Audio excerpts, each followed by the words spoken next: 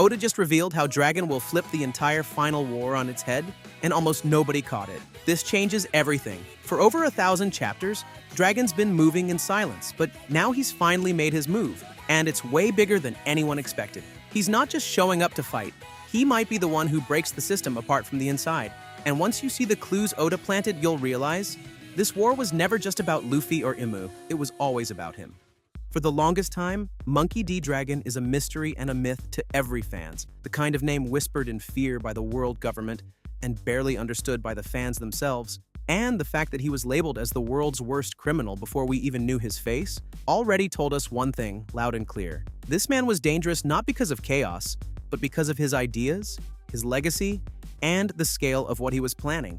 And while we've spent hundreds of chapters waiting for this ghost in the shadows to finally step into the spotlight, chapter 1149 hit like a thunderclap. Because Dragon didn't just send a message, he declared war by attacking Marijua directly, planting his flag at the doorstep of the Celestial Dragons without fear, without hesitation, and without mercy. This is a battle and the most long-awaited statement, a signal to the world that the Revolutionary Army is no longer just whispering in the dark, but moving in daylight, openly challenging the throne that has ruled the world unopposed for 800 years.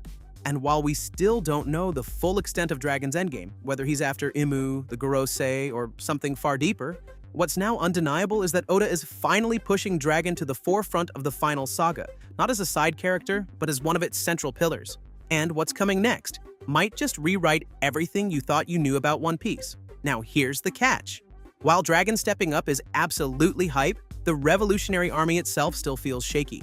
And that's what has a lot of fans worried because, outside of Sabo, who's definitely strong but still not at the top tier level, we've barely seen anyone else in the organization go toe-to-toe with the true monsters of the One Piece world. Sure, Morley did clash with Ryokugyu, and yeah, Karasu and Lindbergh have their moments, but when you stack them up against absolute units like Akainu, Kizaru, or the insane power creep that is the Gorosei, they just don't look ready for that level of heat. But here's where the mystery of Dragon becomes a mortar cannon. Because if the Revolutionary Army lacks overwhelming raw power, then the man at the center of it all has to be on another level entirely.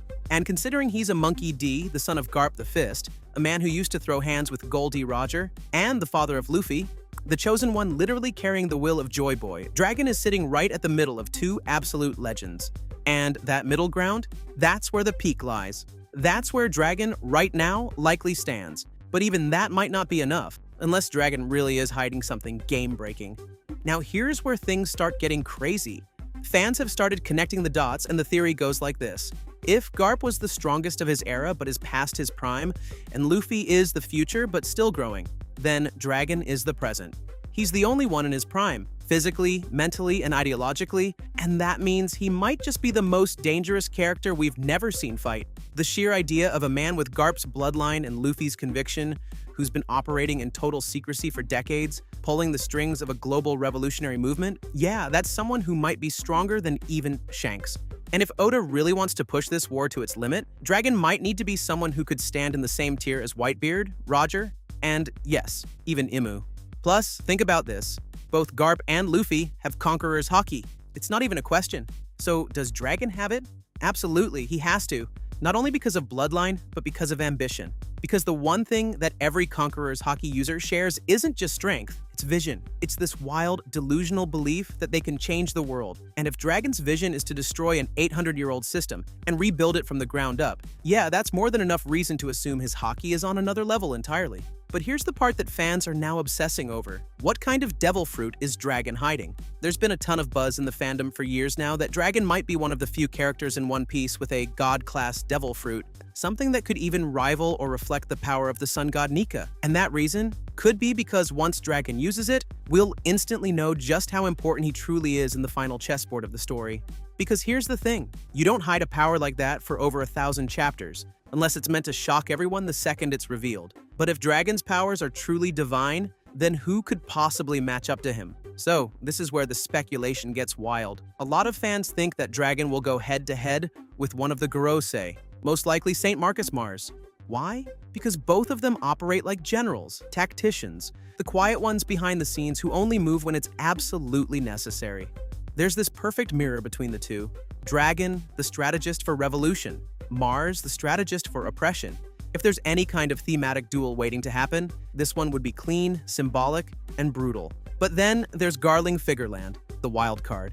A war-hardened monster with ties to Shanks and the God's Knights. Someone who could easily be framed as the champion of the celestial system.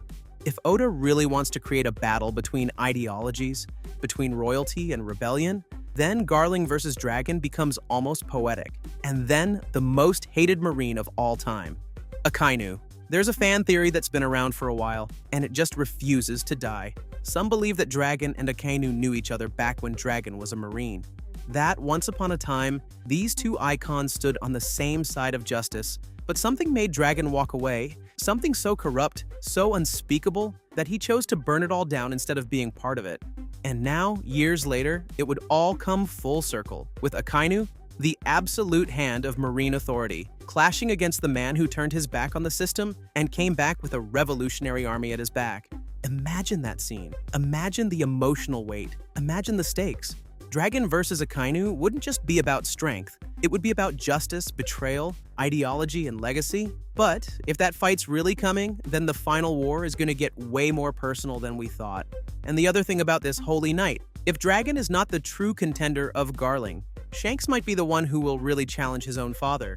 More so, a 2 versus 1 fight between Shanks against Shamrock and Garling. However, a large contingent of fans believe that his true final battle will be against one of One Piece's oldest and most important villains, so let's see how this could be the case. Everyone assumes that Shanks' final opponent will be Blackbeard.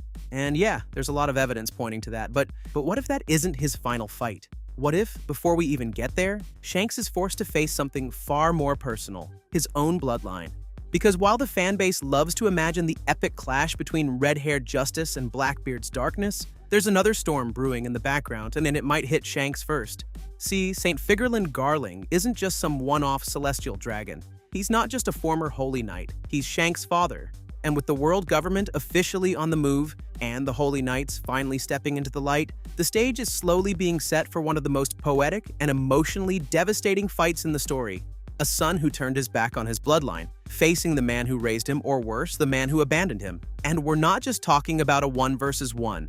There's real buzz online about a potential 2 versus 1 showdown, where Shanks stands alone against both Garling and another Holy Knight. Saint Ethan Baron Nusjuro, or even Saint Topman Warkari, sure, but the most likely candidate? Shamrock, the demonic bull knight whose yokai form screams raw strength. If this happens, it wouldn't just be a fight. It would be a full-blown reckoning of Shanks' origin, his ideology, and his family legacy. Let's talk about this more later because it has deeper reasons and what-ifs that will really happen. And what happens after this battle could break every fan's heart. Now let's talk about the battle everyone is waiting for. The idea of Shanks versus Blackbeard isn't new. It's one of the oldest theories in the One Piece fandom, and for good reason. These two have been circling each other since day one. It was Shanks who first warned Whitebeard about Teach, claiming that Ace wasn't ready. Not because Ace was weak, but because Blackbeard was too dangerous. That alone was our first clue. But then Shanks revealed something else. The 3 scars across his eye? Blackbeard gave him those. And it wasn't a sneak attack or some fluke. Shanks says he was prepared for the fight, and yet Teach still left a mark. That moment quietly said a lot. It told us that Shanks doesn't just fear Blackbeard and he respects him. And that's wild, considering how powerful Shanks is. Since then, both of them have only grown stronger. Shanks became an emperor through sheer hockey mastery. Blackbeard became an emperor by brute ambition and stacking devil fruits. And their philosophies couldn't be more different. Shanks is the man who inspires Luffy, the spark that lit the fuse for the entire series.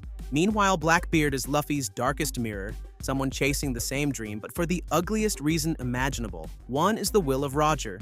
The other, the will of Zebek. It's poetic, it's scary, and it's everything Oda loves, a final clash between the ideals of freedom and domination, between hockey and devil fruit power, between destiny and desire.